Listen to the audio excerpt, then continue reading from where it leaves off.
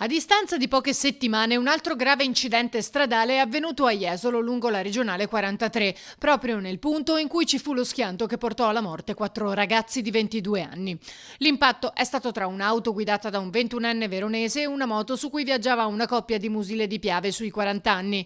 I veicoli, per motivi ancora da chiarire, si sono scontrati e i due a bordo della moto sono finiti a terra. Per la donna lesioni serie agli arti inferiori, per il quarantenne invece una serie di fratture. Nessuno dei due comunque sarebbe in pericolo di vita.